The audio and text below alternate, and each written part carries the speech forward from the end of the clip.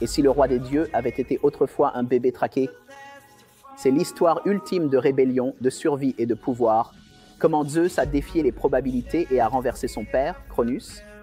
Nous plongeons dans les histoires les plus folles de la mythologie grecque, remplies d'actions, de drames et de personnages inoubliables.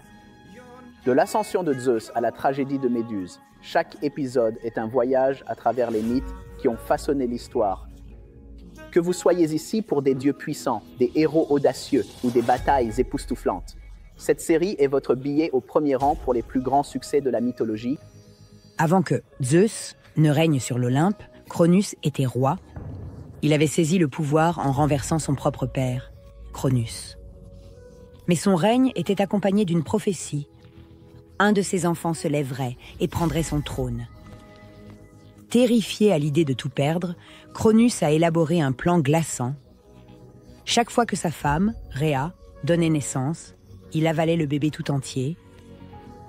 Imaginez être une mère qui perd chaque enfant à cause de la peur et de la cupidité. Rhea savait qu'elle devait sauver son plus jeune fils, Zeus. Mais comment? Rhea a trompé Cronus. Elle a enveloppé une pierre dans des vêtements de bébé et lui a tendu.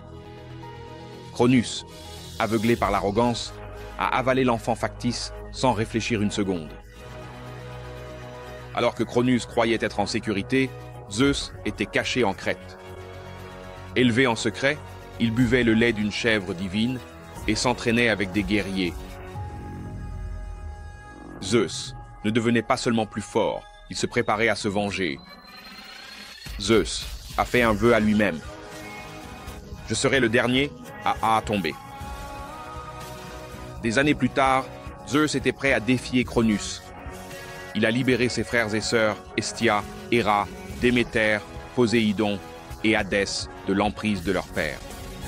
Ensemble, ils ont formé une alliance pour reprendre ce que Cronus avait volé, leur liberté.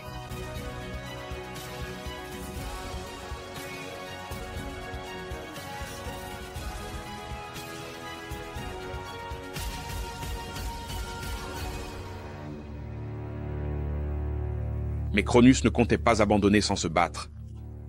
Les titans étaient énormes, leur pouvoir était inégalé.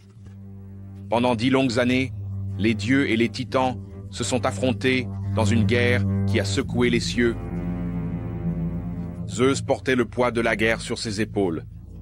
Ses frères et sœurs se tournaient vers lui pour trouver de la force, et les titans le voyaient comme leur plus grande menace. Ils ne pouvaient pas faiblir. Pas maintenant, jamais. Alors que la bataille faisait rage, Zeus se souvenait de son vœu. Je serai le dernier à tomber. Zeus ne se battait pas pour la gloire. Il se battait pour récupérer ce qui avait été perdu, leur liberté, leur unité et leur identité en tant que dieu. Chaque coup n'était pas seulement dirigé contre Cronus, mais aussi contre la peur qui les avait dominés, trop longtemps. Après 10 ans de guerre, Zeus porta le coup final. Cronus est tombé, et les titans furent jetés dans le Tartare, une prison si profonde qu'ils ne s'en échapperaient jamais. La bataille était terminée, mais leur voyage ne faisait que commencer. Avec les titans vaincus, Zeus a revendiqué le trône de l'Olympe. Mais ce n'était pas seulement une question de pouvoir. Zeus et ses frères et sœurs avaient récupéré leur identité en tant que dieux et reconstruit un monde libre de la peur. L'histoire de Zeus ne concerne pas seulement le combat, c'est ce que cela signifie, être un vrai leader. Zeus ne se battait pas pour lui-même, il se battait pour protéger ses frères et sœurs et leur donner une chance de vivre sans peur. Aujourd'hui, être un leader ne consiste pas à donner des ordres aux gens, il s'agit d'aider vos amis, de défendre ce qui est juste et de prendre soin de ceux qui comptent sur vous. Zeus a prouvé que la vraie force réside dans ce que vous pouvez donner, et non dans ce que vous pouvez prendre. Si l'histoire de Zeus vous a inspiré, mettez un j'aime, laissez un commentaire et abonnez-vous pour d'autres récits légendaires. Que feriez-vous si vous étiez à la place de Zeus? Partagez vos pensées et restez à l'écoute pour le prochain épisode épique, où nous découvrirons le récit tragique de Méduse. Je suis le docteur Retour. Bienvenue chez les Alphas.